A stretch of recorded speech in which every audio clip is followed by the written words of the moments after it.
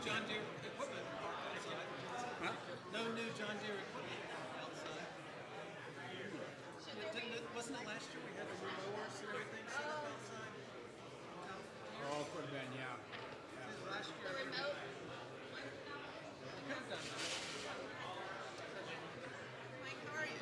Doing well. Have you invited the class to me? Say it. No, next week. After we do our,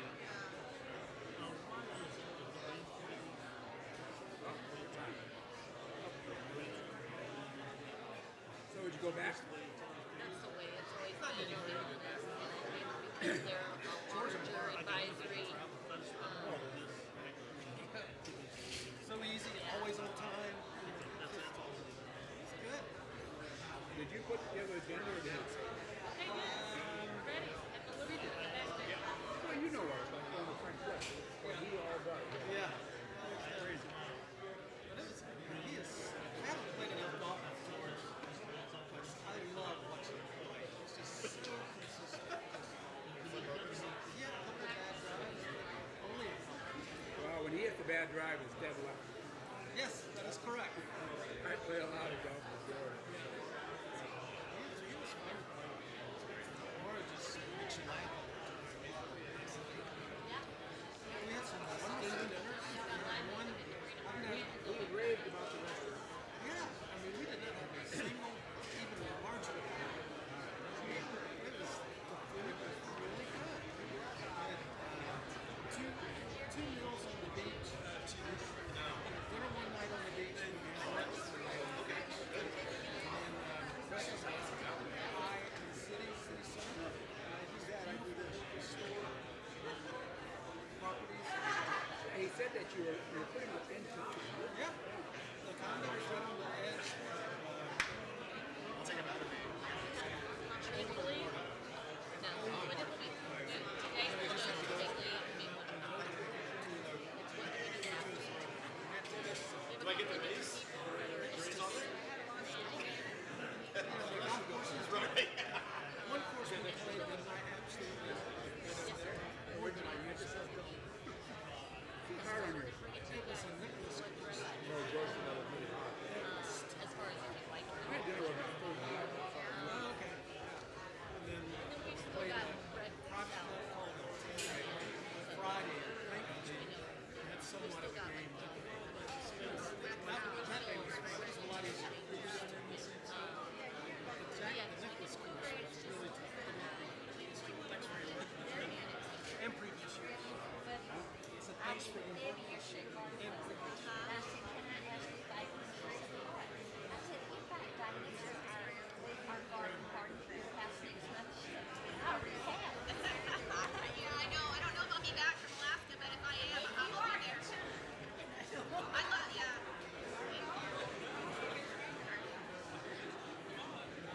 Yeah, so, we'll see.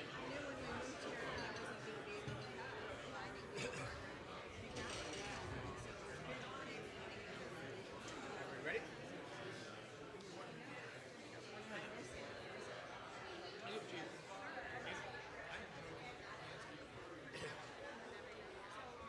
When are you going back?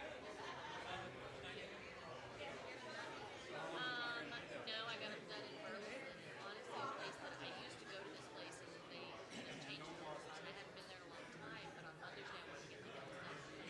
Now in Burlington, so I went over there. And she did a decent job. I really liked it. So, yeah, so we're, trying to figure out what's a good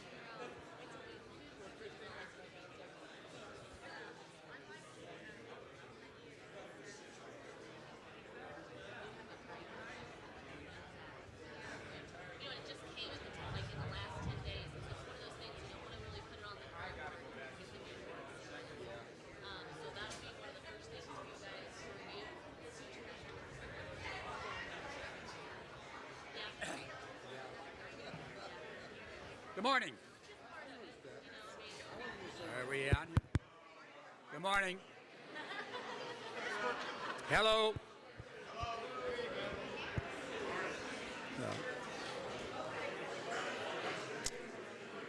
Let's get this started here. The annual meeting for the White Bluff Property Owners Association. My name is Jerry Meyer. I'm the current president. Well, was the president. So, but it's a heck of a deal. You got to give a speech to get out of office. Anyway, I think you all have an agenda. I'm going to forego the introductions because I talk about each of the board members in my speech, and it's all complimentary. Don't worry, people. So, anyway, next agenda is the review of the minutes of last year's meeting. First of all, Mike, do we have a quorum? Yes, sir, we have a quorum. Do we have a percentage on it, or? We have 20%, we needed 10. Good, okay. Next on the agenda is review of the minutes. You've all seen the minutes. They've been handed out this morning. Do I have a motion to accept the minutes of last year's meeting? Second. Mike? Who's taking minutes here? You? Okay. We have a second, Mike Moot, or our first Mike Moot, second? Second. Rick Cepeda. Any discussion on the minutes? Corrections? All those in favor signify by saying aye. Aye. Opposed? Motion carried. Next, we'll hear from Mr. Timothy on the election results, the audit, excuse me. Wow, we're doing good here this morning, aren't we? That stupid pill I took earlier really is working.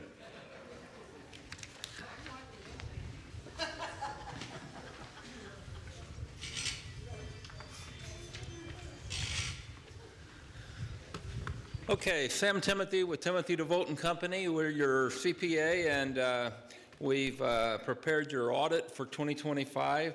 I must give some disclaimers in that at the moment it's still a draft. It's close to being finalized, but the draft got out this week, and pending a few confirmations that are still necessary from both banks and law firms before we can actually finalize the audit. But so I have to disclaim some of the stuff I'm saying, but I can give you some information. So, but it should be hopefully finalized within the next couple weeks.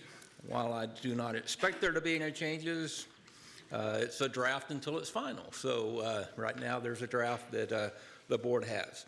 So I'll cover the few things I can. I mean, whenever, as it currently stands, I think it could be an opinion you'll be happy with. But I will give you kind of where your draft financials and the audit report look, and give you a little bit of an overview. Currently, your organization has an operating fund and a replacement fund, which I'm sure most of you guys are very familiar with. At the end of 2025, you had total assets of $9.8 million, of which 9.765 was certainly in the service business, which you kind of are in a sense in the service industry. Your on-site staffing cost was $3.7 million, giving you a ratio of 33.7% of your total revenues in your service operations, which is about where you expect most service businesses to be as well. So again, you had $567,000 worth of excess revenues in the operating fund. You had $185,000 of loss in your replacement fund, where you had some expenses, particularly for some reserve expenses that you took care of this year. One of the other items of note that I did want to point out to you is obviously on cash flow. Your operating fund, you had an increase in cash flow of $1.162 million in the year, so you increased your cash position by $1,162,000 in the year, which was very, very helpful for your ongoing operation needs. So positioned very well. Your numbers all look good from a structural point of view, and from the audit process look very well as well. And again, this audit should get finalized in the near future. Obviously, pending everything coming in properly, then it'll be a report that can be released for distribution, and you can tear into all the details, and our formal opinion will be in there as well.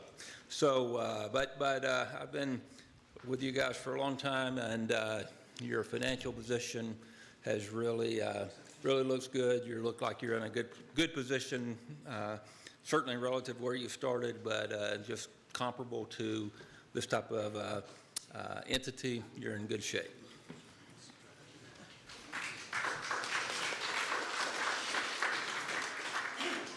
Thank you, Sam.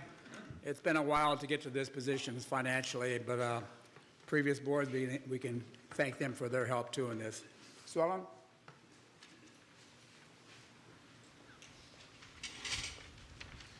Good morning, everyone.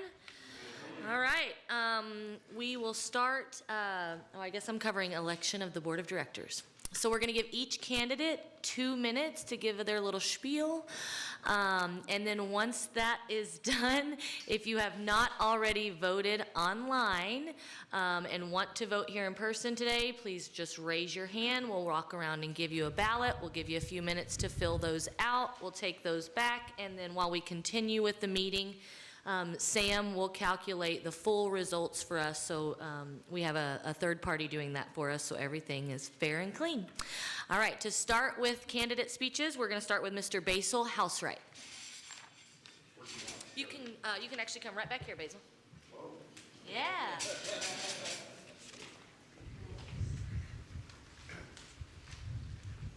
Good morning, everyone. Thank you for coming out this morning. My name is Basil Housewright.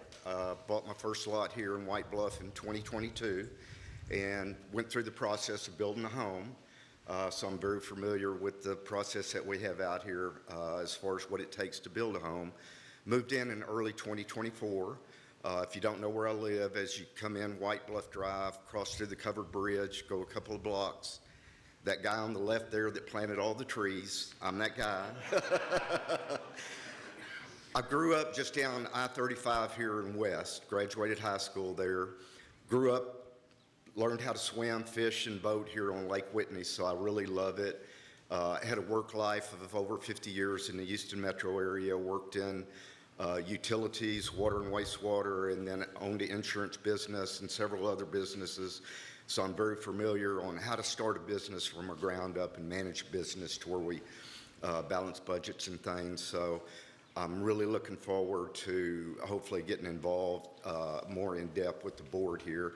I've been working the last couple of years with Sue Ellen and Keith on our very complicated insurance program since I spent 32 years in the insurance business. And I saw through that period the great volunteerism that we have in our community here. We have so many great volunteers that do so many good things for our community, and it has so much potential that I want to dedicate some more of my time by running on the board to hopefully have some impact on moving continuing to do what this board has done and move our community forward to do great things. So if you haven't voted yet, I would really appreciate and ask for your vote.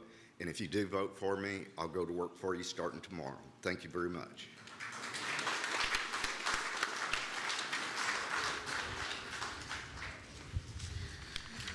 Up next, we have David Genrich.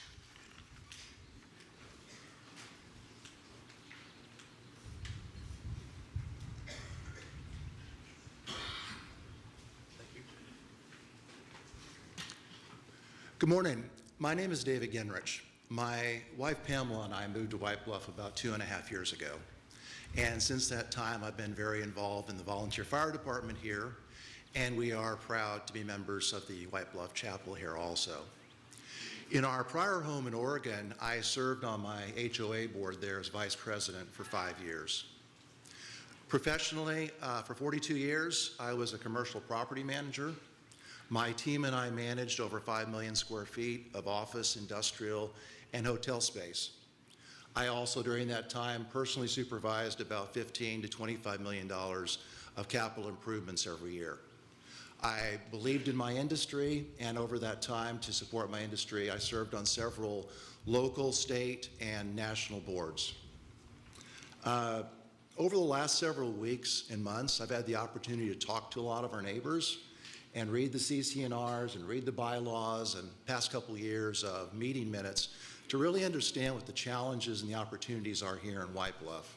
And I feel, thanks to a lot of you here in the crowd today, I got a pretty good idea about where we're at this point. I feel like I have the energy and the time and the background to serve you well over the next 3 years, and I stand here today asking for your vote. I would like that opportunity to be of service to our community. Thank you.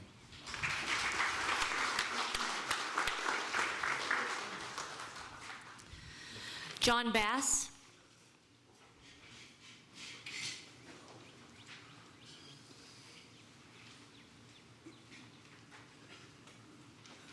Well, good morning. I've been pondering what to say. This is my third or fourth, fifth time to do this, I guess. I started on this board 12 years ago. And for those of you who were here 12 years ago, I'm sure you realize we've made a few changes. I remember one meeting like this where we had to have the sheriff escort the video people in because we were told we could not have a video of the meeting. So things have changed quite a bit since then. But a very fine gentleman asked me to run for the board back then, and I'll tell you his name. His name is Clark Willingham. He was a personal friend of Mike Ward. And to this day, I don't know whether they wanted me to run because they thought I would be an ally or they were thinking about, let's keep our enemies close. I don't know which it was. Still don't. But I know Clark was a fine gentleman. So we've come a long, long, long ways. It's been tough. It's been agonizing. It's been financially rough. But for the first time in a long time, we are not behind the 8 ball, if you know what I mean. And in the next 2 or 3 years, we will make White Bluff what we all dreamed White Bluff could be. I appreciate your vote. Thank you.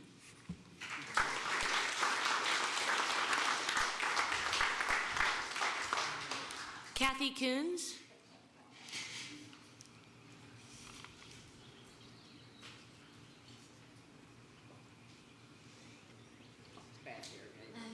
Hey, girl, say. Good morning, guys. So, my husband and I moved here going on 9 years ago, I think just over 8 years ago, and we absolutely fell so in love with this place. We became very active with a volunteer committee, and then we became so active that I took a job out here. And I think I've worked pretty much the whole time that we have lived out here and absolutely love it. I come into this wanting to be on the board with no agenda, nothing personal, nothing predetermined. But having all worked around a lot of you and seeing a lot of you on a daily basis, especially if you play golf, you hear things and you see things and you think, man, this could be a little different. Maybe we could do it this way. Maybe we could do it that way. And we all have thought that. I believe in being an advocate for y'all, for us as homeowners, and listening to what's being said and taking that back and trying to make changes that will affect all of us in a very positive manner. John's right, this place has grown so much just in the short time that we have lived here. And every time you see something different, it's always a very positive thing. There's always something negative that we can find. And I think part of that whole being is we need to look at more of the positives instead of the negatives and be happy where we're at. As an advocate for the community, I would really like your vote, and I would love to help make some of those changes happen. And that's that.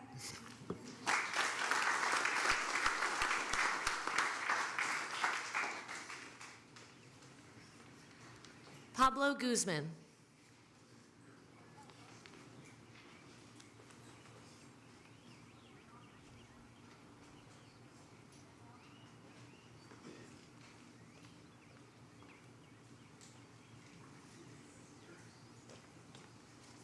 Good morning, everyone. First and foremost, I apologize for not being in the meeting that got the introduction for board members several weeks ago. I was hijacked for a Blake Shelton concert in Oklahoma. We've been here since 2013. Since the first time we drove through those gates, my wife, Susanna, fell in love with this facility, with the people, and I do believe we can still be doing a lot of good things here.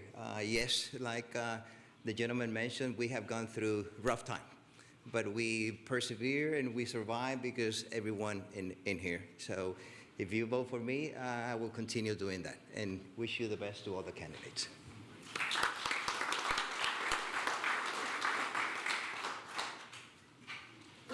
Philip Winfrey.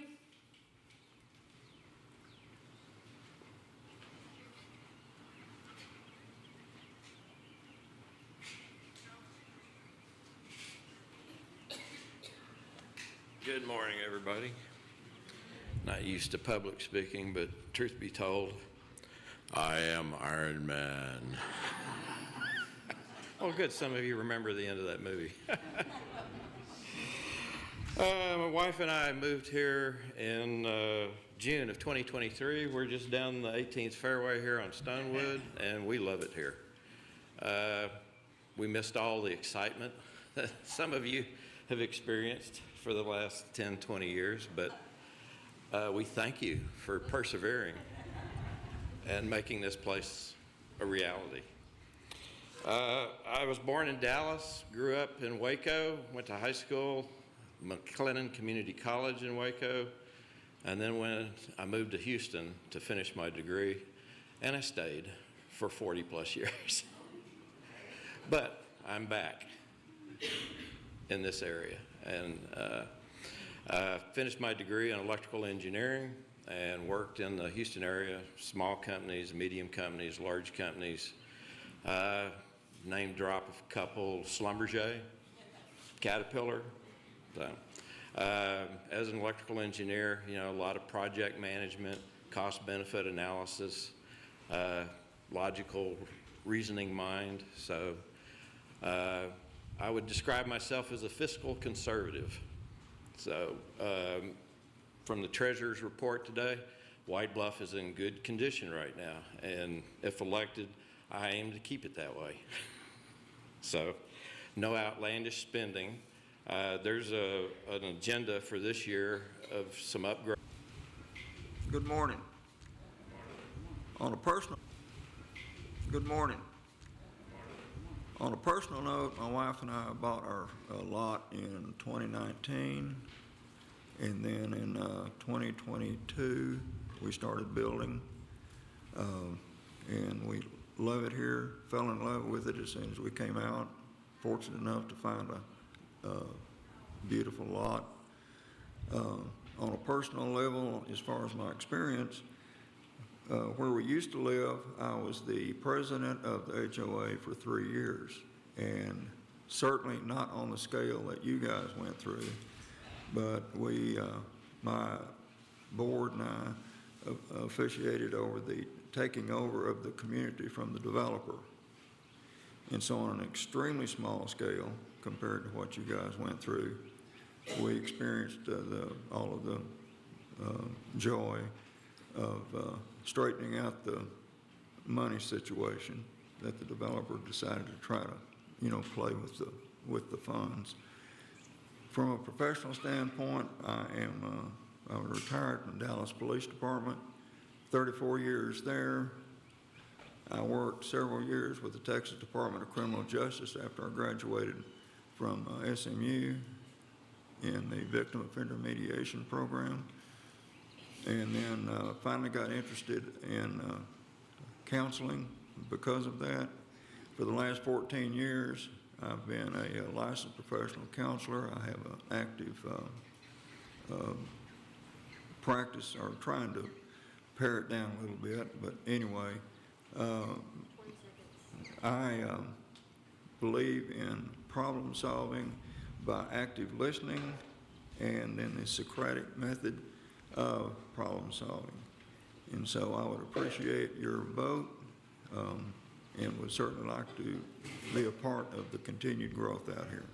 Thank you.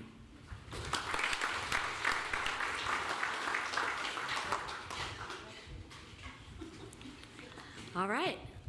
Let's give one more round of applause to all of the candidates.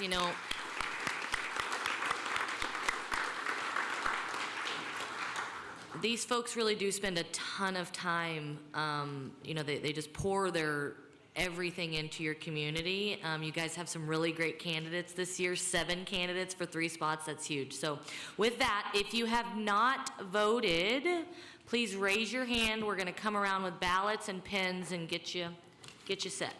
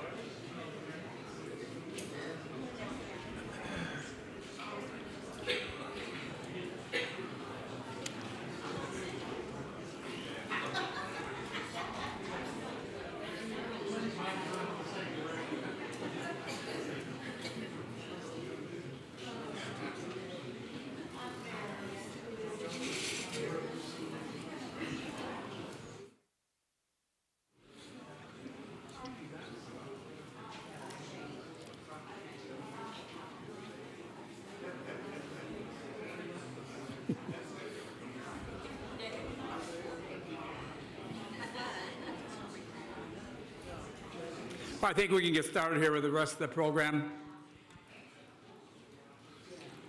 Welcome again to the 2026 annual meeting of the White Bluff Property Owners Association, the governing body of your community. As I stand here today, I feel both proud and grateful. Serving as your president has been a great experience, challenging but rewarding. I've served on this board for 6 years, and I remember the day 6 years ago when I was in your all's position, so I wish you all good luck. And I had the opportunity of working with some very talented, dedicated, hardworking people. When I was first elected president last May, I had many goals and objectives in my mind, but the most important was make it through the year. I'm here, so mission accomplished. The board is just one link in the chain. The Castle management team, the multiple committees, our employees, and the staff, and you, the members of the community, all contribute to the success of White Bluff. None of this happens because of one person. It happened because of a team led by the board, and for that reason, I want to thank the board members. There are 4 vice presidents on the board. First, we have Rick Cepeda, Vice President of Infrastructure. Raise your hand. Good, thank you. Mike Moot, Vice President of Amenities. Will Sasser, Vice President of Marketing. And Christine Horn, Vice President of Long Range Planning. Each has their area of responsibility and work closely with their management counterparts in setting objectives and identifying projects for the year. They have worked hard and done a great job, and our community shows it. Mike Ellis, Treasurer, has done an excellent job continually improving the budget process. The budget totals $10 million annually and has 7 different business entities and over 100 of different income and expense lines. Mike works with management to develop the budget, and then throughout the year, month by month actually, he works with the department heads to make sure budgets are met, expenses are controlled, and overall financial management. Dana Chirac is the newest member to the board. In her first year, she contributed by being on the collections committee as well as contribution to the Lake Whitney water reallocation project. That brings me to the last 2 members of the board. John Bass. John has served the board since being elected in 2014. We commonly refer to John as our historian and often refer to him with questions about past events. The last board member, the secretary and in-house legal expert, Teal Lang, who is not here, unfortunately. She had a previous commitment with her family. Teal's work with the Walkinshaw lawsuit, the collection effort, which has been highly successful but never ending. In 2024, there were 3,309 accounts outstanding, totaling $14.7 million. Currently, there are 1,241 accounts outstanding.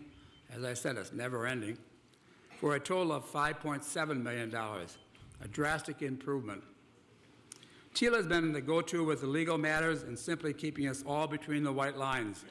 Her work has been invaluable, and she will be greatly missed. Thank you all for your year of service. Excellent job.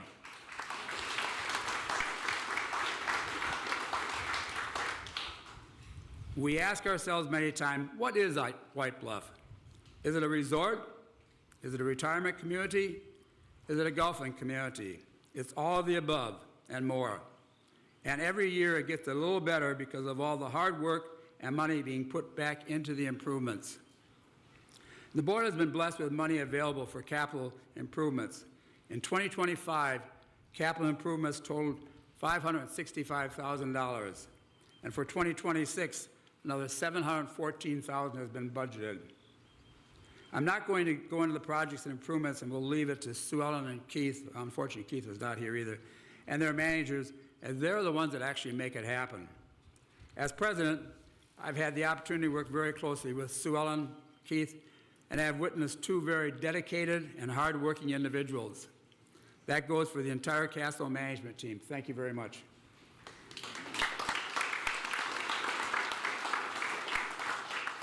A couple of comments for the incoming board, issues that I still feel have top priority. Today, we live by the bylaws, articles, declarations, and covenants and restrictions that were developed in 1991. There have been a few amendments, but basically, these are the laws put in place by the developer 2.5 centuries ago. The problem and challenge is the bylaws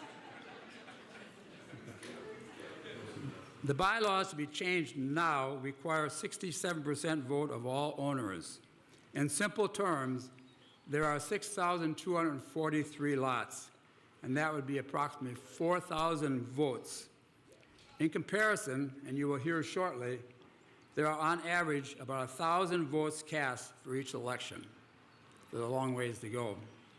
An effort has to start to engage those, mainly property owners, who give little attention to our community and solicit their involvement.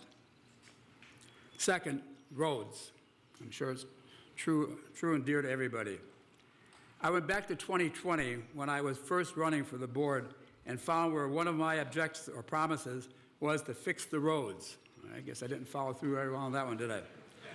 In the past 3 years, we have spent $1.2 million on roads. That's equipment, personnel, and materials. Has that been enough? No, but it's basically what we have had to work with.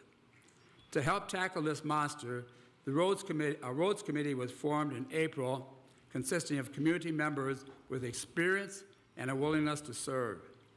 The objective is to provide the board with recommendations regarding condition, maintenance, and long-term planning for White Bluff roads.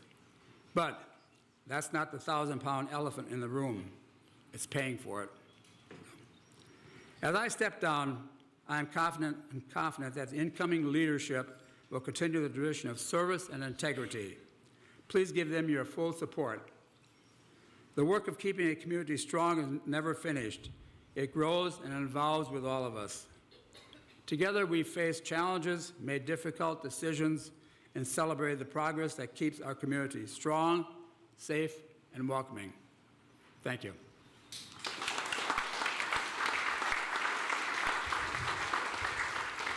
Like I said, you got to give a speech to get out of office here. So. All right, next up we have the Treasury Report. Mike Ellis. Thank you, Jerry. Good morning. I'm going to go over our current account balances, both in the operating accounts and our reserve accounts. Starting with operating, we have a total of $2,053,000 in operating accounts.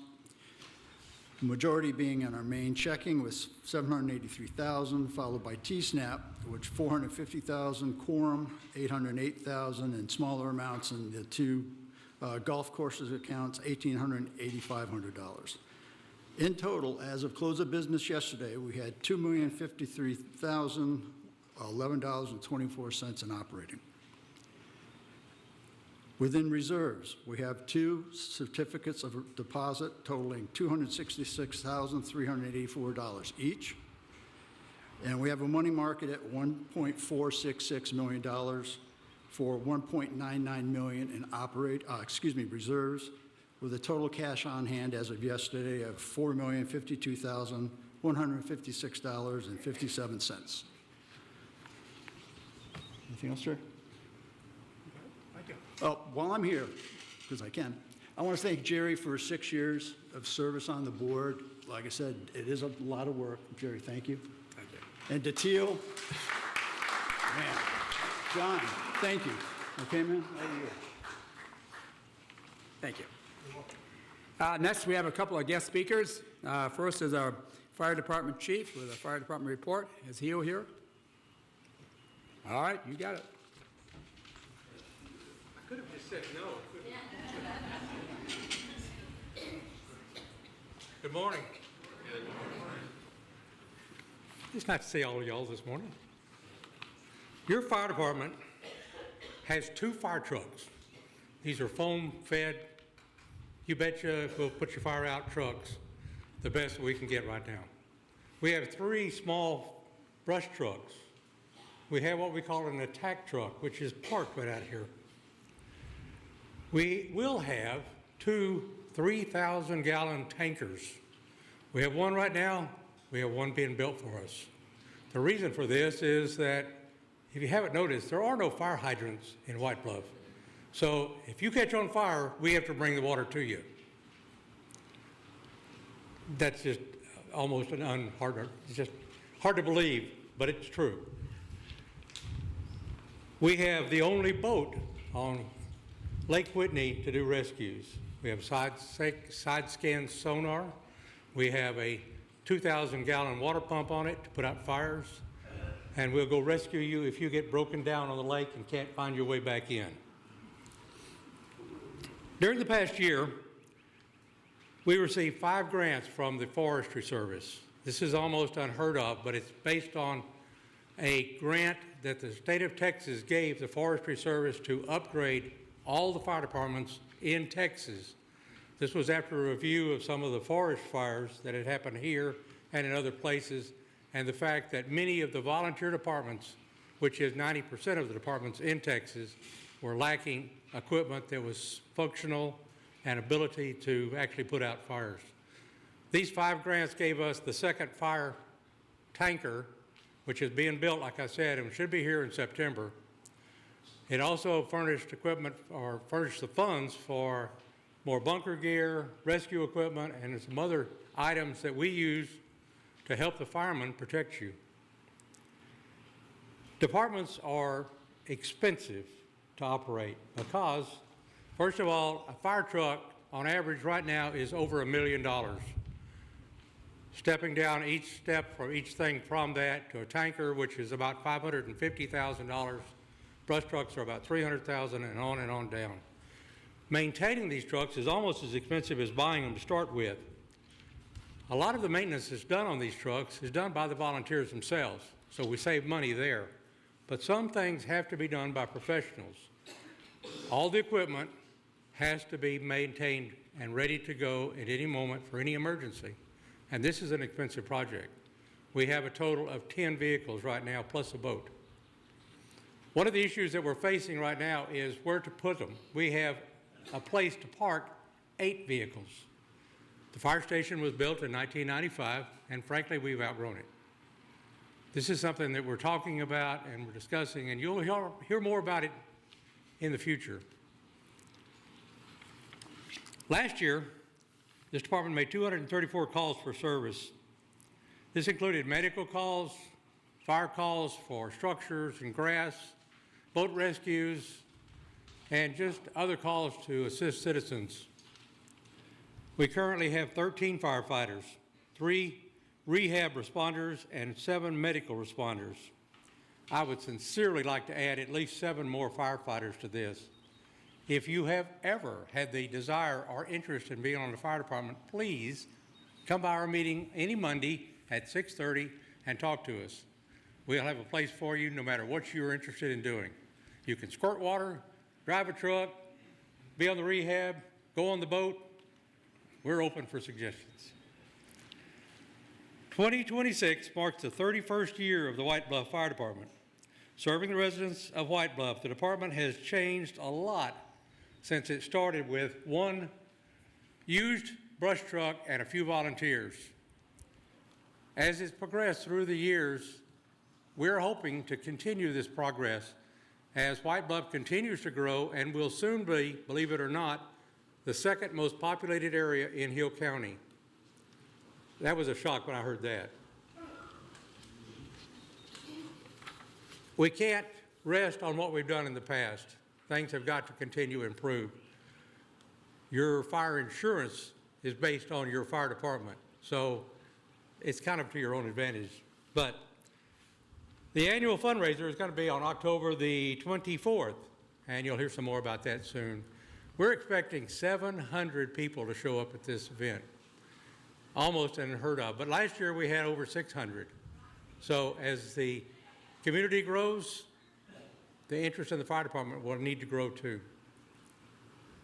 I would like any members of the fire department that are here today to stand so that you can recognize these are people who are your neighbors and the people who will show up when you need help.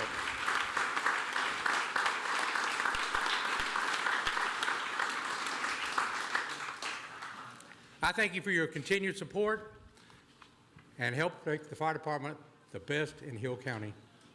Thank you very much.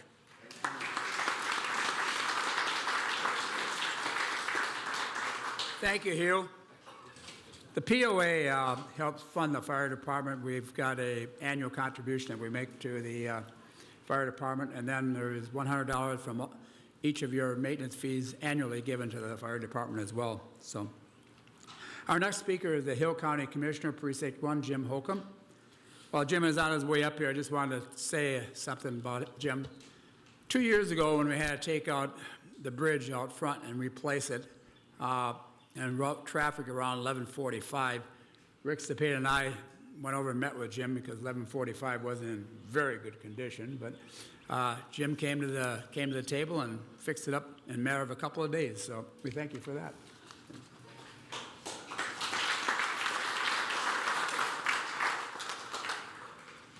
Thank you all for having me. My apologies for not having been here for the last couple of years, but it seems that you scheduled that on this meeting on my anniversary date. So we got lucky this time. Anyway, I don't really have a prepared speech, but I wanted to talk to you a little bit about what our plans are in the county for road maintenance coming up this year. With the limited budget that we have, we're going to chip seal the middle portion of 1414, and we're going to chip seal 1207 from 1212 all the way out to 933. Try to patch that place up there by Isaiah's place. The road and bridge job for me has been an experience, and this year it's really turned into something that's completely unexpected with the onslaught of these data centers. I know you guys have been reading about them.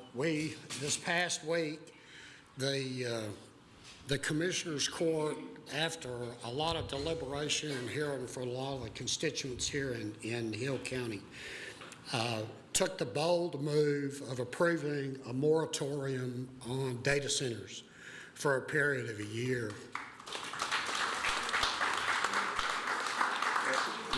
We did that with a lot of reservations because we really don't have the authority under the Texas Constitution to do that. But we wanted to let the state know that we need some help, and we need help from you guys. When we posted that agenda with that item on there, we had 4 of data centers pop up that we had no knowledge of. So they're out there, they're looking. Hill County is a sweet spot for them in the unincorporated areas because there's no regulation. They don't have any permitting issues really to speak of, and they can do what they want to if they are able to acquire the land. And the money that they're throwing at a landowner, we'd all be foolish to turn down. The one over in Hubbard, they paid $80,000 an acre. And you know, it'd be hard to walk away from something like that if you were a legacy farmer and had someone come offer you generational wealth. The problem with that is it leaves the neighbors in the community left with depleted water resources, polluted air, and a rise in ambient air temperature up to 16 degrees, up to 6 miles away from the center. And we're working feverishly. One of the things that came out of our commissioner's court is we're going to hire a county fire marshal. We've got the job description up and running. I think it may already be posted on the website. Since we announced that, we've got had 4 applicants that are highly qualified that have been fire marshals or industrial firefighters over the years.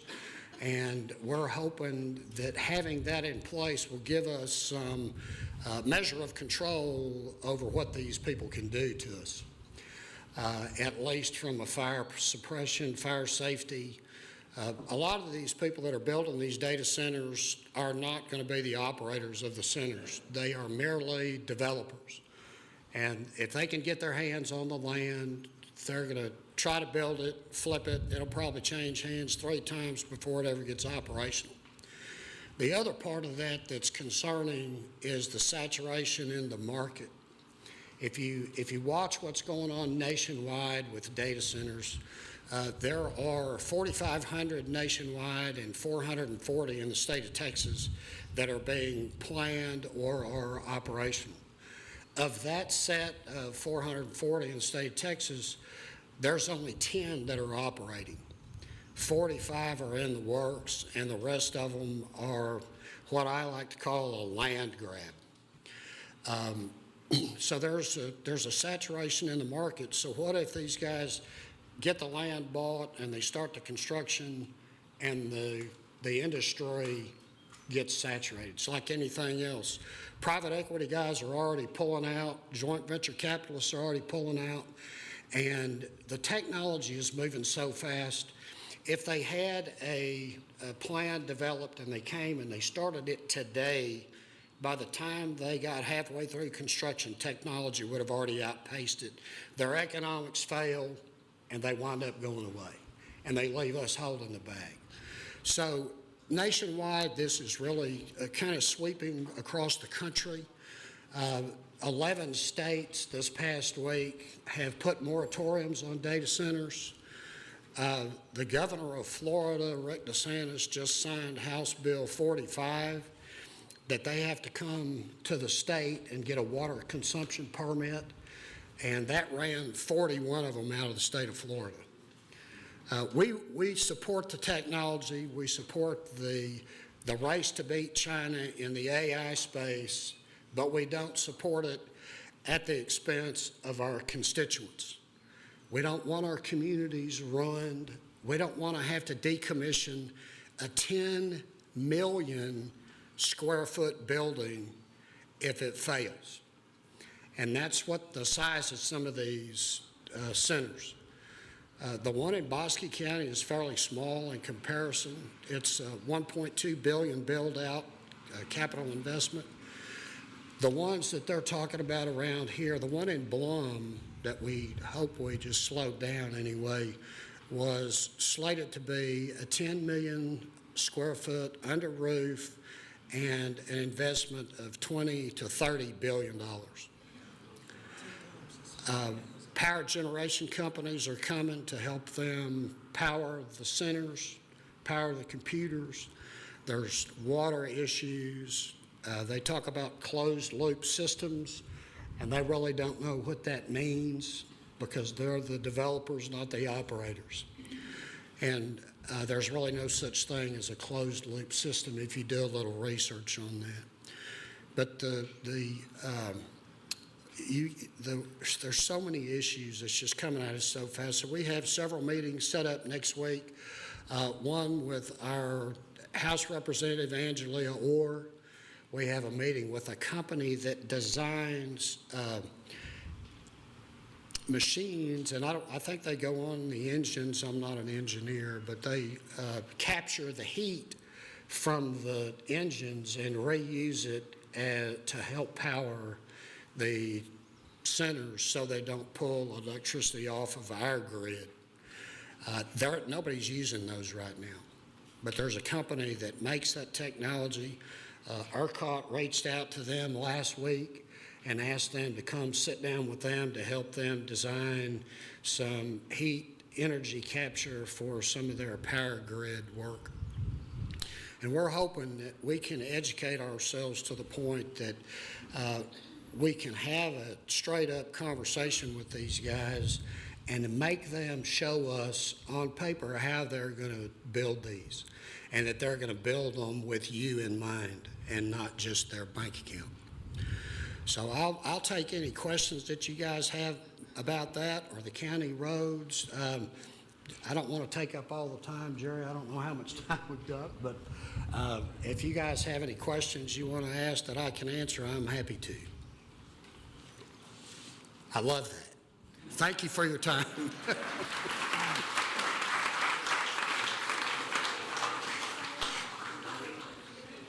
Wow, 10 million square feet. I used to work for JCPenney, and we had distribution centers that were 1.2 million square feet. And we always equated that to about 45 acres under a roof. So you can imagine the size of that. Next on the agenda is committee reports. Ed Helmbuck, are you here for the Greens Committee? Or, oh.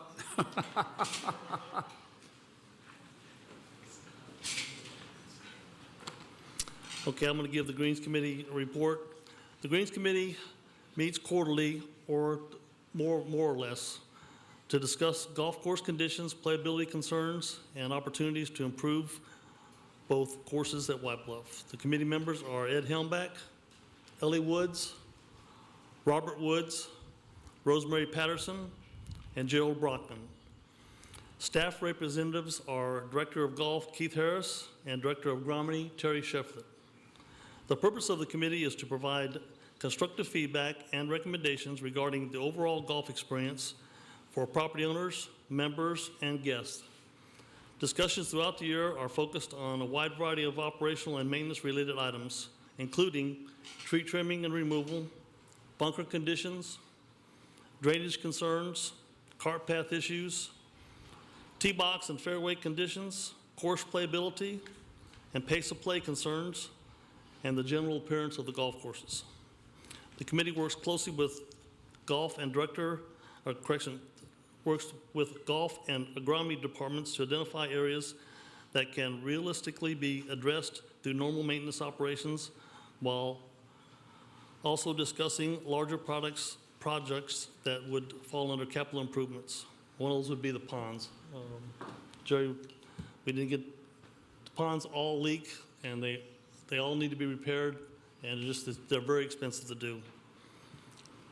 Despite these limitations, the committee remains committed to working with staff and POA leadership to prioritize needs, provide recommendations, and support ongoing efforts to improve golf courses for the entire White Bluff community. The Greens Committee appreciates the continued hard work of golf course maintenance, staff, and management team, as well as committee members whose efforts throughout the year help maintain and improve the golf courses. Thank you.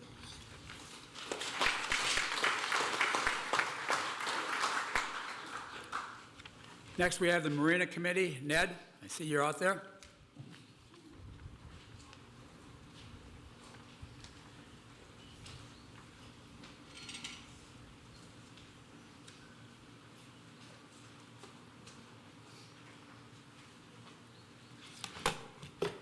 I'm Ned Wilmarth. I'm the chair of the Marina Committee. Can I have a show of hands of the boaters in here, people that have boats out in the marina? Very good. How many people have them on trailers who can't get them in the marina quite yet? A few, okay. The White Bluff Marina Committee is a committee that's advisory to the board. We don't have any specific responsibilities in terms of taking care of the marina, but we do advise the board and the maintenance department on things that need to be taken care of. We are kind of the eyes and the ears for issues. We have 5 members on the Marina Committee total, and we have at least 1 Marina Committee member on each of the docks that have boats in them. So the gas dock, of course, there's none there. We review any issues that come up. We come up with solutions, and we try to implement those in conjunction with the POA. We interface with our structure vendors, the guys who make all the sheet metal that comprises the marina structure and the floats and the anchors. May not be obvious, but the marina just doesn't float there. We have steel cables, and there's a network of steel cables underneath the marina that go back and forth in a crisscross fashion to 4,000-pound concrete anchors that are spread all throughout the marina. You can't see them now, but they sit about 2 feet off the floor of the marina. And those have issues from time to time. Financially, the marina is a great investment for the POA. Just in this past year's 2025, the total revenue from the marina slips is $267,000. The expenses were $86,480, giving us $180,520 of clear profit to be used for other things that are necessary within the POA. So it's a great performing amenity. There is room for expansion within the marina. We have a plan put together for an additional 28 slips at a cost of roughly $500,000 to construct that. The payback is very quick, and we still need to, Mike, at some point in time, we need to submit that to the Corps for approval so that we then have the option to proceed with the financials on that. But it has a very good business case. The one thing I want to mention about what's changed over the last year regarding the marina is kind of the ownership of the Property Owners Association. Sue Ellen and her staff, specifically Michael Newman, David Ross Lyons, have really stepped up in terms of maintaining the marina. If you go down there regularly, you'll notice this year it's cleaner than it was last year, and last year it was cleaner than it was the year before. We're doing annual pressure washing. The one that we did most recently was just completed here a week or so ago. But we have, in the POA office, Michael Newman has really taken over a lot of the stuff I used to do. We've got him pretty well trained in all of the types of issues that come up regarding the marina slips and the things that happen down there that need to be taken care of. And he's done an outstanding job keeping up with those items. Maintenance crew, likewise, when we see something, we take a couple of photographs, we send them to the POA office, and it's taken care of. We don't have to follow up 2, 3, and 4 times like we had to in the past. So Ellen, the team is doing a great job, and we really appreciate it. Not seen is the cost containment. The POA managed to cut our annual insurance expenditure significantly. In the past, the insurance has always been our #1 expense in the marina. Past years it was $74,000, and this year, in the past year, 2025, it was roughly half that. So just the savings from that equates to $285 for each of the 109 slips that we lease out. The POA has also procured new benches and tables around the marina, so if you walk your dog down there, you want to have a picnic down by the water or just watch the sunset, you have a lot of nice places to sit and enjoy the marina down there. So the POA really has stepped up to the plate, making it a much better amenity. Rocks. Had a few people ask about the rocks that we put in down at the marina. This isn't the first time that we've put them down there. Our contract with the Corps of Engineers for the leased property that we have in the marina requires us to control erosion. And that south peninsula around the marina is an absolutely critical safety feature for the marina. And we've been in this situation before. You haven't seen it here lately, but when the lake gets high enough, which is about 3 or 4 feet above the control level, The marina is out in the middle of the lake. There is no South Peninsula. All those slips are just sitting out there in the middle of the lake, and the wind affects everything a lot more without that southern peninsula. So it's critical that we maintain that. We have been doing that. We put rocks in this year. Last time I think was 2 years prior. It's a pretty significant expenditure, but they do break down over time. They sink into the dirt and they break down as well. So that's just an annual part of our maintenance is putting more rocks back in there. They also protect the launch ramp, which is a great launch ramp. It was put in years ago, 2 lanes wide instead of 1. It's all concrete, and it goes all the way to the bottom of the marina. And that was put in at a point in time. There was a point in time in the past where we had to drain the marina, and that's when we put that really nice launch ramp in, so it goes all the way down to the bottom. And the stones protect that launch ramp from getting erosion around the sides, and also the gangways that go out to each of the docks sit on a concrete landing, and those concrete landings can get eroded if they're not protected by rocks as well. And so the rocks protect those as well. There's a wait list for slips. We've had a wait list since COVID. When COVID hit, everybody finally figured out that the one place you could take your family without any restrictions was out on the water. And so everybody bought boats, including some people that probably shouldn't have. But anyway, so today we still have 52 people on the waiting list. Our annual turnover last year was about 15. So roughly a 3-year wait for somebody that's just getting on the waiting list. If you're interested in boating, or you think you might be interested in boating and coming up, you should get on the list. It doesn't cost anything to get onto the list. But the list of 52 people, Michael, that list was over 100. And speaking of the things Michael Newman did, he went and called everybody on the waiting list to see are you really going to buy a boat? Are you really going to have a boat to put in the marina, or did you just want to have a place in line? And roughly half of them just wanted a place in line, and so the actual waiting list is right around that 52 number. And again, if we put in the new slips, the 28 new slips, that will cut that down substantially. Just a reminder, we have a winter lease program. We don't advertise it heavily, but we've got a winter lease program. You can lease there's 8 slips on the gas dock, and during the boating season, we don't want those occupied because those are courtesy slips, and we lease those out on a daily basis. But in the wintertime, we don't, and they're usually empty. And so we have a winter lease program where you can lease those slips from Labor Day to Memorial Day, and you pay by the month, and you pay the same rate that you would if you leased a slip. There are a few restrictions, but you can basically have a winter lease on a slip here, and there's 8 opportunities for that. I think we had 1 or 2 last year that did it. So another opportunity for those of you that might be year-round boaters. That's it. Any questions?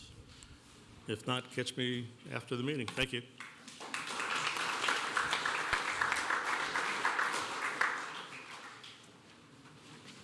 Next is our marketing committee. Patrick Mattson, who is our marketing firm, is not here, but the board liaison and vice president of marketing will answer. Thank you, Jerry. Good morning, all. I've got 3 pages of notes, and I'll try and keep it down to 1. Thankfully, Patrick and I aligned on a lot of the same notes. So, interesting year for marketing of White Bluff. It was a very positive experience. Patrick Matheson called upon various community members to help us in certain situations with special talents and skills, and that opportunity always exists for anybody that has a special skill in advertising or marketing or television production or print production. Just let us know who you are and what you are capable of doing, and we may call upon you from time to time to help fill in some gaps. So I'm speaking on behalf of Patrick Matheson, which is our committee chair for marketing. And one of our first initiatives last year was a rebranding or a brand refresh of White Bluff Resort. And what we identified as being an opportunity was we were seeing a drift from being White Bluff Resort to being White Bluff, which is the way we affectionately refer to our homes when we're maybe at Dollar General. But we wanted a more public image of White Bluff Resort, and keying on the word resort. We also decided to expand the use to attract a more younger audience to the Bluff. Keith had led with that in the clubhouse, and items with the Bluff on it are the #1 selling item in our golf shops. So you'll be seeing more about the Bluff. It'll be tagged to more youth-oriented or younger adults with capital that will hopefully appeal to come out to White Bluff. The other initiative, and that's ongoing, the other initiative that Patrick and his team undertook was to update our website. If you haven't visited it in the last 3 weeks, stop by and visit the website, whitebluffresort.com. You'll see a totally refreshed, new look to the website, but also some new tools. You'll see some new tabs featuring some of the menu offerings that we have. We also have the ability to update you on whether the range is open on the golf course, or if the golf course is delayed openings, or if the golf course is closed. So there'll be some interactive communications there. As well as on the food service side, you'll see daily specials posted there. You'll see hours of operations for the 3 different venues that we'll be operating. And you'll also see an appeal to people that visit our site for planning weddings and planning meetings out here. So that's all in your new revamped website. It launched about 3 weeks ago. It will never be finished. We'll always be continuously improving it and appealing to hopefully a broader audience.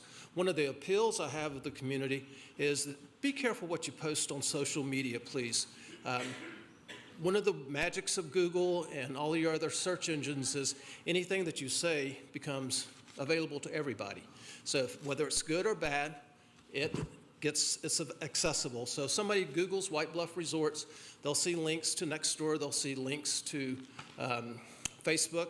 And again, everything that's posted there is available for anybody to see. So I caution you to be careful about what you put out there. Your name's going to be linked to it in most cases, and the White Bluff Resort's going to be linked to it. So be responsible, please. For the marketing aspect of the resort itself, we focused on the 5 revenue-generating streams that affect and contribute revenue to the White Bluff Resort. So we identified those early on and established a marketing roadmap. Sue Ellen and her staff were excellent, Keith Harris, in populating the marketing roadmap so that we know month by month what we'll be focused on, what we'll be pushing, what we'll be trying to create a public platform around. Launched this year was a wedding initiative. The wedding initiative, we've got our first big booking, about a $10,000 wedding will be hosted here in White Bluff in February of 2027. Thanks to Sue Ellen and her team, Billy, for doing such a great job getting that up and running. So I encourage you, tell your young friends and your older friends that are getting married to consider White Bluff Resort as a venue, okay? Let's see. The other initiative that we undertook was to try and increase participation in our monthly board meetings. Some people have a difficult time getting out to the board meetings by 9 o'clock on a Friday, so we established a digital platform. You can sit in the comfort of your lazy boy and listen to our board members pontificate about all the great things going on. You don't even have to leave your chair. So that's published on a monthly basis with Sue Ellen puts in the meeting announcements so that you can participate, or you can at least see what's going on in your resort instead of getting online and seeing maybe some things that aren't necessarily true.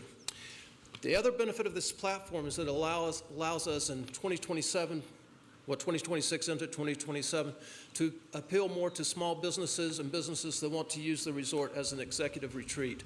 So with that technology in place now, they can do online meetings. They can have participants from all over the world join them, and they can be sitting here in our beautiful resort. If there's not any questions, I thank you for your support and look forward to great things from your marketing committee.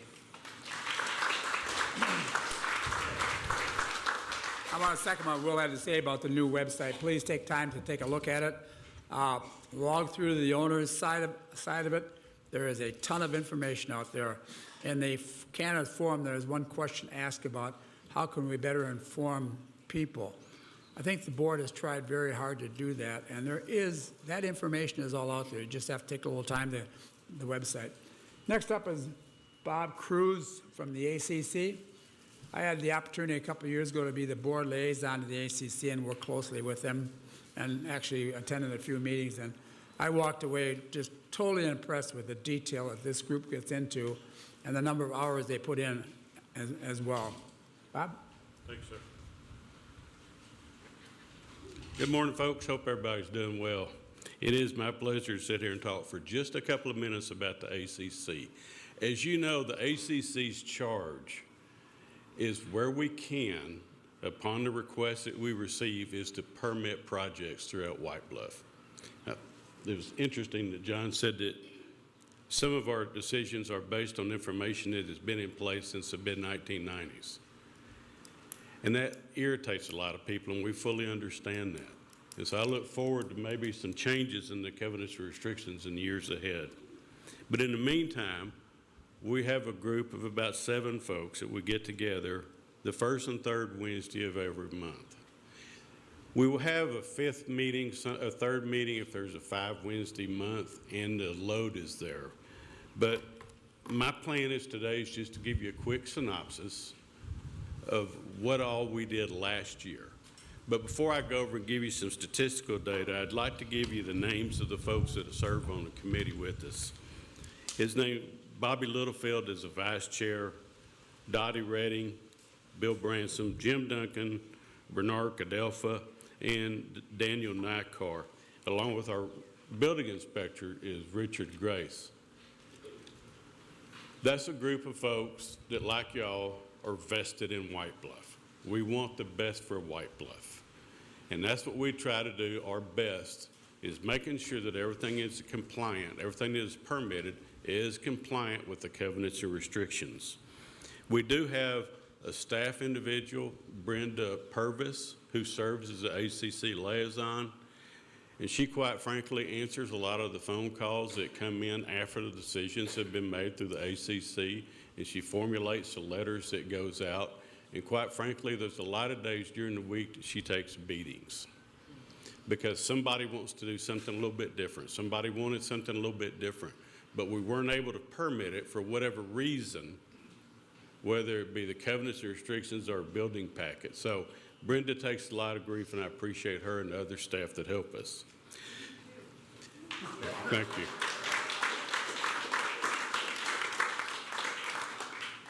Since our last annual meeting, here's a couple of numbers for you.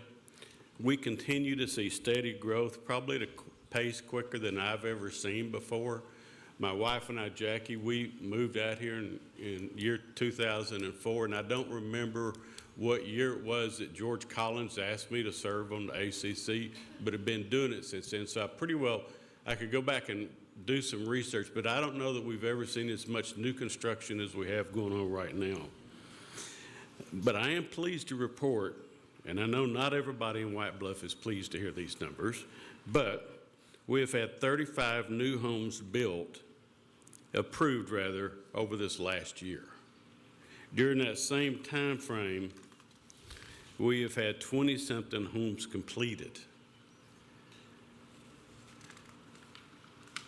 Questions, concerns that I hear a lot of time from our public relate around how long it takes to start a project, how long it takes to complete a project. And let me just tell you, in Whitney, Texas is not the Mecca for employment. As businesses in town have issues hiring people, so do builders. We had a very successful builder a while back, and he brought his own crew with him, and he put them up. Subsequently, he doesn't work here anymore. He's moved to another portion of the area.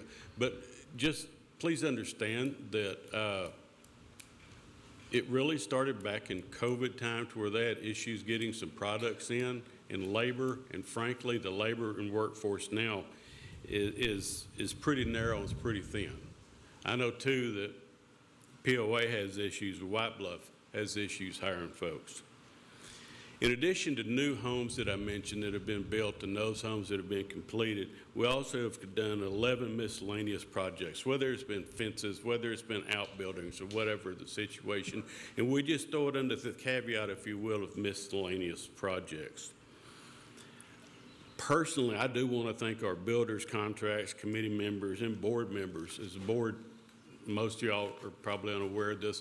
We've had a couple of issues that have been appealed from the ACC and have gone to the board, and I appreciate their support in working with the ACC and getting resolutions to that.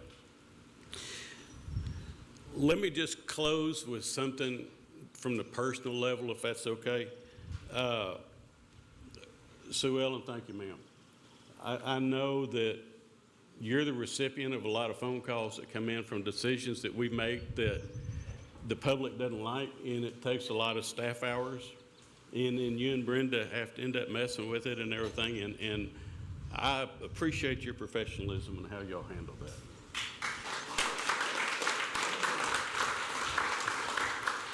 Not related to ACC business, but since I have the microphone for another 15 seconds, I want Keith Harris and his golf staff.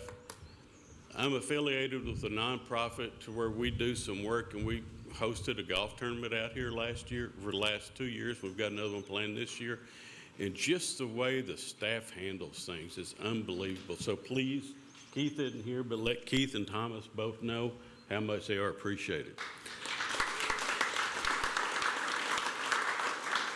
That's really all I had, unless anybody has any questions at this point in time.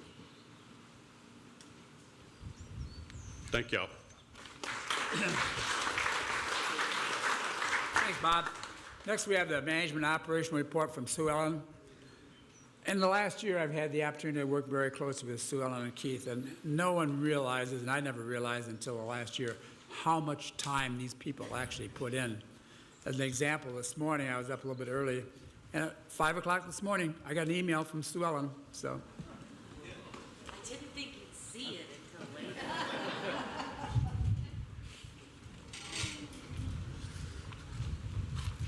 Thank you, Jerry, and thank you, Bob. That was really, really nice. Thank you to all of you for being here today. Thank you to the White Bluff board members, committees, volunteers, and all the property owners for everything that you pour into this community each and every day. A special thank you to Martin Coons and his band of volunteers for shuttling folks back and forth this morning. You know, these guys are David Ross Lyons, who is our Director of Maintenance and Roads. Kat McGinnis, who isn't here this morning, but she is our assistant assistant security chief. We'll talk about that position later. Lucy, who's our accountant, and then of course Keith. You know, they all love this community too and put a ton of effort in every day. And so I'm just thankful for all of them. Unfortunately, Keith couldn't be here today. His daughter Rachel is graduating from Southwestern University, so we are going to give him a pass just this one time. But without Keith here, that does unfortunately mean that you've got to listen to me drone on for a little bit. I promise I will try to be, you know, quick and not put everybody to sleep. The good news is I'm basically the last thing before we do the elections, so we're almost there. All right, I'm going to read what Keith wrote. Good morning, everyone. I apologize for not being here this morning to see all of you and to give this report. Rachel, who many of you have met in the past couple of summers, is graduating from Southwestern University, and you all get to enjoy Sue Ellen in my absence. I'd like to take a few minutes to provide an update on golf operations here at White Bluff and share some of the accomplishments from the past year. Overall, 2025 was an exceptionally strong year for our golf operation. Through the combined efforts of our golf staff, maintenance team, volunteers, and the continued support of our property owners and guests, we exceeded many of our operational and financial goals. From a financial standpoint, golf ops exceeded projected revenue by approximately 9%, finishing the year at just over $1.7 million in total revenue. This performance reflects continued growth in outside play and groups, tournaments, property owner usage, and golf shop sales. In addition to increased revenue, we also focused heavily on operational efficiency and cost management. I'm proud to report that golf course operations and maintenance finished approximately 24% under budget, resulting in savings of $603,250. These savings were achieved while still maintaining the quality and condition standards expected at White Bluff. Another important note to highlight is the continued reduction in the operational loss of the golf program. Golf operations was budgeted for a loss of $1.5 for the year, while the actual loss finished at $835,000, approximately 53% better than budgeted. This represents a substantial improvement from 2022, when golf operations experienced a loss of nearly $2 million. We continue to see this number trend in the right direction each year through increased revenue, improved efficiency, and stronger utilization of the golf facilities. It is also important to note that this figure does not include any allocated revenue associated with the POA golf rounds that are included as part of property owner maintenance fees. Those rounds continue to provide significant value and utilization for the golf operation beyond the direct financial reporting. Rounds played also continued to trend upwards. Total rounds for the year reached 35,018 compared to 32,656 in 2024. This increase demonstrates growing demand and continued interest in White Bluff as a golf destination within Texas. One of the areas we are most proud of is the caliber tournaments and championships hosted at the resort this year. White Bluff successfully hosted several premier events, including the Legends Junior Tour Championship, the NTPGA AAT Summer Championship, the SCAC College Conference Championship, the Texas Golf Association Texas Two-Step, the NTPGA Match Play Championship, and the Texas Two-Man Tour Championship, which had previously been hosted at Horseshoe Bay. So that's a huge feather in our cap. Hosting events of this level continue to strengthen White Bluff's reputation through the state and brings valuable exposure, tourism, and economic activity to the resort and surrounding community. As we move forward, our focus remains on continuing to improve the overall golf experience, maintaining the long-term health of both courses, growing tournament and property owner participation, and ensuring that golf operations continue to provide value to the White Bluff Property Owners Association. I want to personally thank the golf staff, grounds crew, volunteers, property owners, and the board of directors for their support throughout the year. The success we experienced this year was truly a team effort. Thank you, everyone. Keith Harris.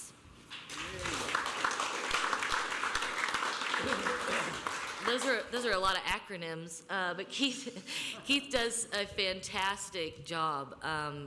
You know, Bob touched on the tournament that they have out here every year. It's just the attention to detail that Keith and Thomas both have. You know, the way we set out the carts, the way we put the name tags in.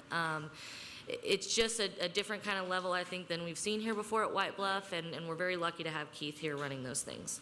On the golf course maintenance side of things, substantial work was completed over the last year, focusing on long-term course conditions, playability, drainage, irrigation, and turf health. This included bunker renovations, tee box reconstruction, culvert replacement, extensive tree work, irrigation upgrades, and a much more aggressive turf management and pre-emergent program. Specifically, our team installed 200 tons of bunker sand, replaced a failing culvert on Old Course number 5, constructed a new back tee box on Old Course number 8, rebuilt and sodded the red tee boxes on Old Course number 15 and number 16. Like many golf courses across the region, we faced challenges this season with POA and overall turf stress due to unusually mild winter conditions. We do have a far more comprehensive plan going forward. We brought in some outside consultation, and we do see some improvements already, and have some long-term planning for that to continue.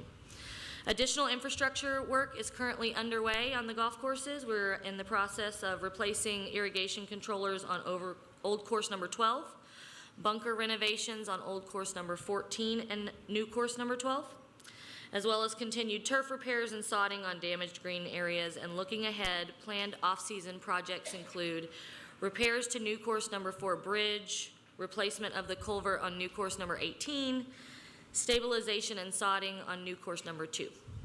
Overall, the focus remains on long-term improvement, consistency, and protecting the health and playability of both courses. Moving on to an update from our POA maintenance team. David, bless his heart, has really struggled with staffing issues. And despite the continued staffing issues, our POA maintenance department continues to support hotel operations, grounds and building maintenance, and day-to-day infrastructure needs across the property. It's tough to get as much as you all expect and as much as I expect done when we don't have the crews to do it. I think we've identified some areas where we can develop our training and hiring program, so we're working on that. But David and his team have also made great strides to correct deferred maintenance as well as some deferred building compliance. There are things out here that David inherited, that I inherited, that Keith inherited, that hadn't been touched for years. So he's done a great job completing a lot of deferred building maintenance, also a lot of deferred building compliance. You know, a lot of our buildings didn't even have fire suppression systems when we got here, or they weren't up to code, that's for sure. So David, you know, big round of applause to him to making sure that these buildings are up to code and that these buildings are safe for everybody to utilize. Our maintenance department also assisted with the completion of the ash pool and the rustic pool remodels this year. And obviously, you know, our maintenance department is not a revenue generating entity, but they did in 2025 at about 101,000 under their budgeted expenses. So they did save quite a chunk of money there. Those savings were mostly due to the lack of purchase in roads materials. So, speaking of roads, you know, the pothole and shoulder repairs continued. Chip seal on White Bluff was completed. Significant chip seal progress was made on Gulf Drive, and additional work continues on Lakeside Drive and Rolling Oaks. I realize road progress is nowhere near the expectations that you as property owners or, you know, I as the general manager have for my team. Direction, process, staffing, equipment, and long-term planning have all contributed to slower progress than any of us would like to see. I do think, you know, that we're moving towards a more structured and proactive approach. We did just implement the roads committee that has some extremely experienced people on that team, and so I'm hopeful that we will make significant progress with the remainder of 2026.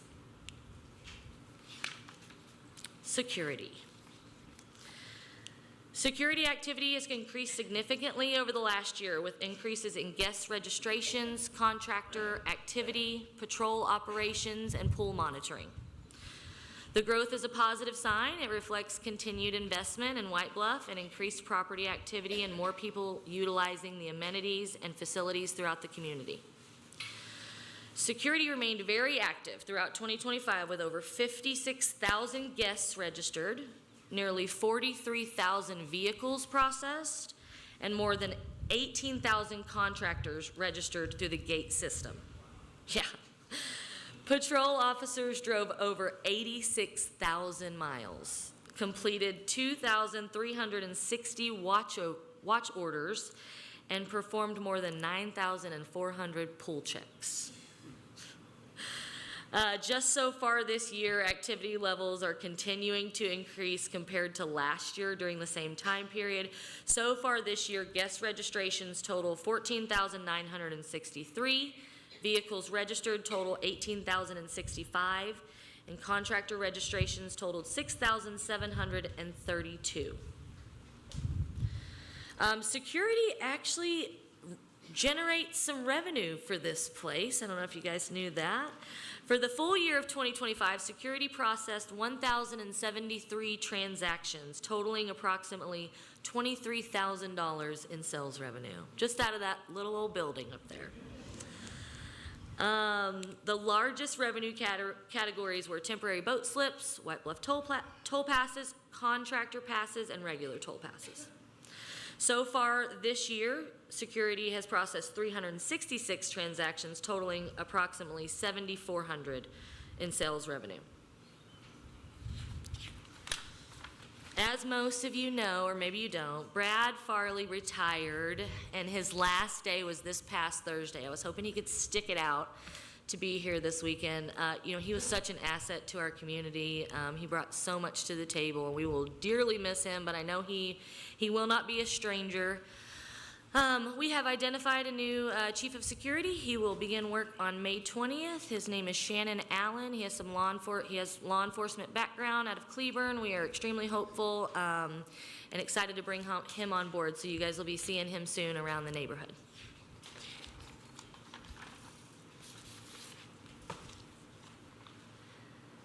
All right, food and beverage. Food and beverage operations faced several challenges in 2025. We did budget a loss for food and beverage, as we do every year. It has always been your loss leader. Of course, we want to see that change. But we budgeted a loss of $113,711 in 2025. The actual year-end loss totaled $178,163, which is about 36% greater than projected. Which is not great. You know, $178,000 loss in 2025 is, you know, better than the $185,000 loss in 2024, but it's still not, you know, not the number that you want to see or I want to see. So lots of work still going into food and beverage. You know, our newest food and beverage manager resigned last weekend via text at 10:30 at night. It's just, I'll say this, it's not an easy position. You're doing Mulligan's, you're doing the 19th, now we're throwing the Lighthouse Pub on the plate. We also have a ton of catering that we do for all of these golf groups that you guys see here every weekend, or these business retreats that we are starting to see. And pretty soon that's gonna include weddings as well. So it's not an easy job. The few people that I have worked with, both Carrie Holden and Sean Knox, who have been in this position, you know, did a great job. We're here sun up to sundown trying to make this thing work. We obviously need to go back to the drawing board. We have some really great ideas ready to present to our new board of directors. But key challenges included and have always included inconsistent food quality and execution, limited menu variety, and difficulty building a consistent customer base. Unpredictable customer volume throughout the year. You know, you work at a Chili's or an Outback or something, you know what days you're gonna be busy. You have trends, Thursday, Friday, Saturdays, definitely Sunday after lunch, those kinds of things.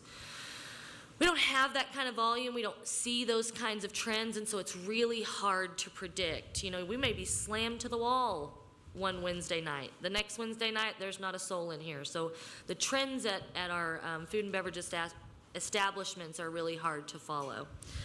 Staffing and retention challenges, higher than expected cost of goods, labor burden costs impacting payroll expense, and continued building maintenance expenses. I think it is also really important to recognize that food and beverage operations in a resort setting or a semi-private or private club setting are often considered more of an amenity than a generating, you know, a revenue generating entity. Of course we want Mulligan's to make money. Of course we don't want it to lose money. At the same time, it's here for the convenience of you all and those who are visiting us from outside of the gates. So increased participation from property owners is vital to help us, you know, close that gap. Moving forward, we're gonna, you know, focus on improving staffing, consistency, service standards, menu development, customer experience, and overall cost controls, while continuing to evaluate the long-term business plan here at Mulligan's and across our food and beverage department. Lodging. She's not here, but most of you know Billy Fields.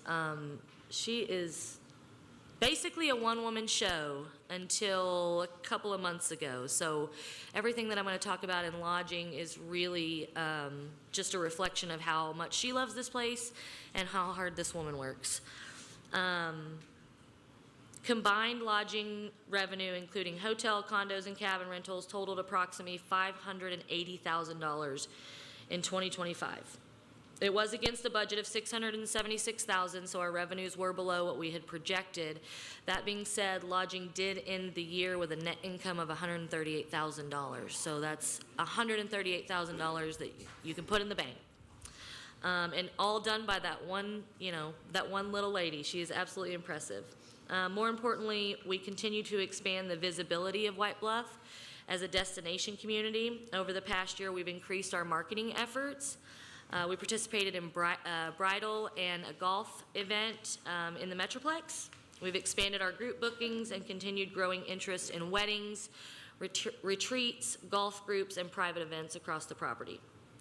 The Lighthouse Restaurant pop-up dinners, event rentals, and expanded venue usage also created additional opportunities for us to showcase White Bluff to those who don't live here and don't know how much of a gem this is. While there's still room for growth, lodging continues moving in a positive direction and plays an important role in supporting the amenities and overall community activity throughout White Bluff. Yay, Billy! That's right. Yeah, we finally got her some help, so she's been able to breathe a little bit. Overall, 2025 was an extremely successful year for the association financially. All departments combined, you ended the year with a net income of $1.4 million, and you had budgeted a loss of $60,000. Major items that contributed to those savings in 2025 were a savings in budgeted walk-in shaw expenses of $550,000. The remaining portion of that was savings from utilities, insurance, personnel, chemicals, and roads materials. Through March of 2026, the association has a net income of $186,000, which is well ahead of your projected loss of about $207,000. Major factors contributing to this win are higher than expected ACC revenues, golf revenue, and lodging income. Savings are printing and paper costs, personnel, and fertilizer. I'm so close to being done. I want to briefly touch on a couple of hot topics. One being compliance. I know, there's a lot of chatter about maybe certain types of home or certain builders or aesthetics of job sites. Lots of different things. I think it's important that we work together to mitigate compliance issues. At the same time, please understand that the staff, myself, the board, we are unable to discuss violation statuses with anyone else. So, if your neighbor has a violation, I can't discuss that violation with you. Just like I wouldn't discuss your violation with your neighbor or anyone else. The compliance and violation process is just that. It's a process. I wish it was faster. I wish it was easier.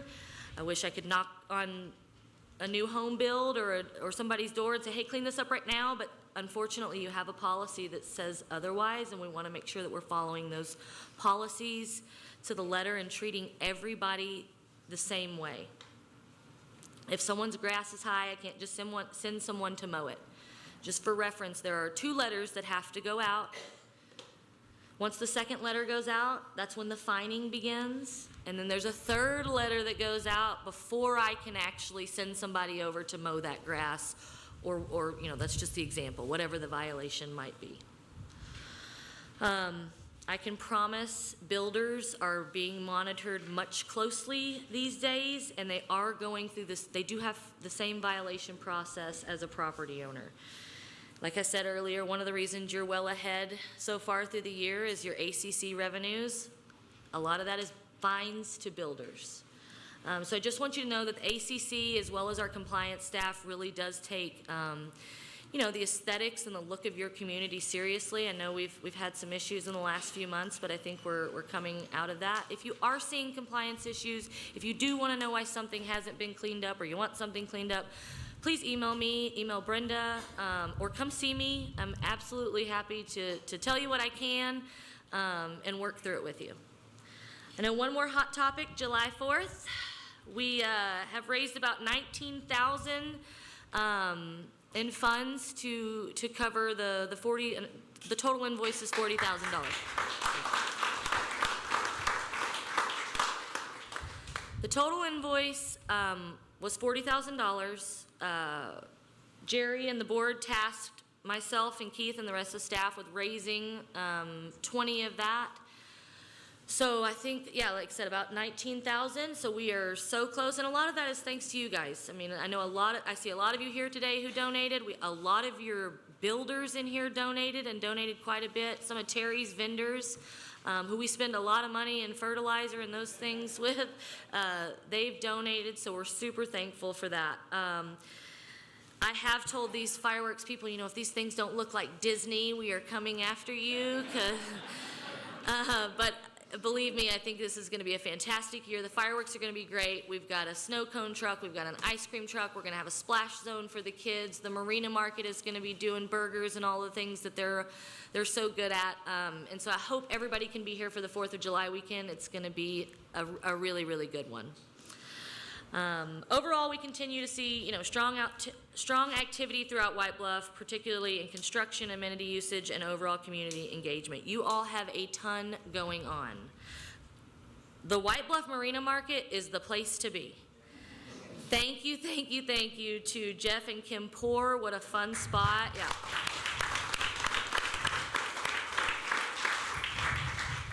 I can't wait to see what they have going on all summer long. I know it's going to be great. Thank you to Mickey and all the girls at the salon and spa. That has been such a great,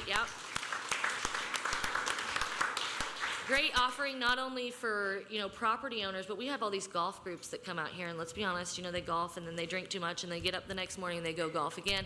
Well, now they can go get their IVs from the girls at the spa. So they've utilized it as well. It's been a great hit. And last, I'll say a thank you to Diane and Bob Jackson, as well as Sonia and Melody, for the stewardship of the Lighthouse Pub for the last 5 years. At the end of December, the POA did regain control of the Lighthouse Pub. And in case you haven't heard, the Lighthouse Pub will be open this evening, beginning at 4 p.m. It will close at midnight. We're going to have cocktails and food for sale, and the Marina Market will actually have music tonight. I believe it's from 7 to 9. We will have live music at the pub with Johnny Cooper after that, so get your pre-party on at the Marina Market, and then come see us for the after party at the pub. You know, I just want to say, operating and improving this community is a massive challenge, and it takes all of you, it takes, you know, everybody that works here, it takes the board, and it takes a willingness to continue to move forward, even when challenges arise. And I want to personally thank everyone who contributes their time and energy and ideas, even when opinions may differ. Passion is what's good for White Bluff, and that's what matters. Last, a big thank you to Jerry Meyer. Your positive attitude. Jerry is probably one of the most positive people I have ever met in my life. Your positive attitude and guidance have really kept Keith and I on the rails and off the ledge for the last year. There's been a few days. We appreciate you so much. And of course, Teal isn't here, but wow. Her knowledge and tenacity is just inspiring, and she will be sorely missed. So with that, I will shut up. Thank you all for being here. We are looking forward to a really productive rest of 2026. Thank you so much.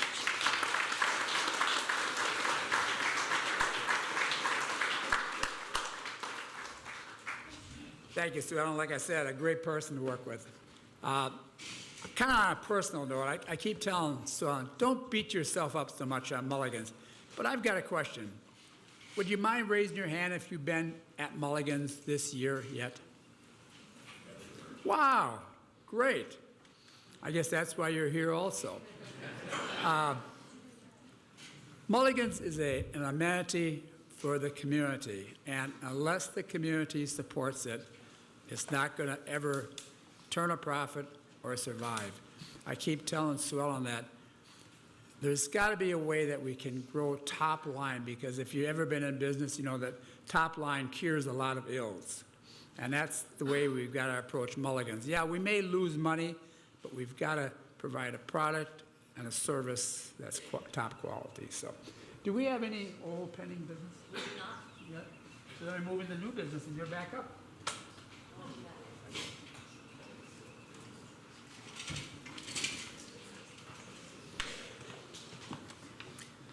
Okay, your final quorum, you had 1,305 votes, which was 20.89% of your membership that voted. You had 7 candidates, 3 of which were elected, and the ones elected were as follows. John Bass received 940 votes and was elected. David Ginrich received 857 and was elected, and Basil Housewright received 837 and was elected. So those are your three newly elected: John Bass, David Ginrich, and Basil Housewright. So there's your results. Well, congratulations to you three. And thank you for the others for offering up. This is the last item on the agenda, and it's an open forum. We allow 4 minutes per person, 20 minutes total. It's your time. Please come forward to the mic, and we'll try to answer any questions that you may have.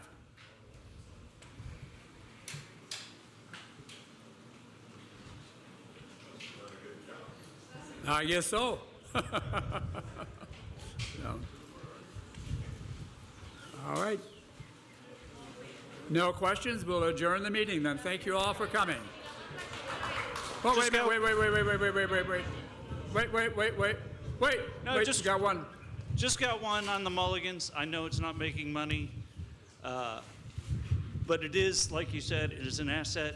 I have people here come all the time every weekend, and it's an embarrassment to get done with golf at 3:30 and it's closed. Is there anything we can do about that? You're already closed Monday, Tuesday, but on a Sunday afternoon before people want to go home, they want to grab a sandwich, head back to Dallas, back to Houston, and it's closed at 2 o'clock in the afternoon. So I was just wondering if we can look into changing that, because it is still the weekend. Yeah, I mean, we've talked a lot about, I'm trying to find the right way to say this. Finding the right people who understand that if we have people out on the golf course at 2 o'clock, 3 o'clock, 4 o'clock in the afternoon, let's make sure we serve them. It's a huge challenge, and I agree, we'd love to see it open past 2 o'clock. Again, I think we've got some ideas coming up very soon that will fix that issue. Keith and I both agree. I'd love to see it open past 2 o'clock. There's no reason for it to close at 2 o'clock other than I'm going to pay a lot of people to, you know, the overhead doesn't always justify selling 2 beers. That being said, it is just an amenity, right? We are working on it, I promise. I know it's embarrassing. It's embarrassing for me too. Yeah, you know, I'd like to stay home and, you know, before you say goodbye, but instead we have to leave the property and go to Bosque or something, you know, on a Sunday. And also, a Sunday night, I don't want to cook on a Sunday night. Yeah. I'll be here. Yeah. I'll be here every Sunday night. Awesome. I'll order everything every year. Awesome. Thank you so much. I appreciate your feedback. Any other questions, comments? All right, thank you all for coming. Meeting's adjourned.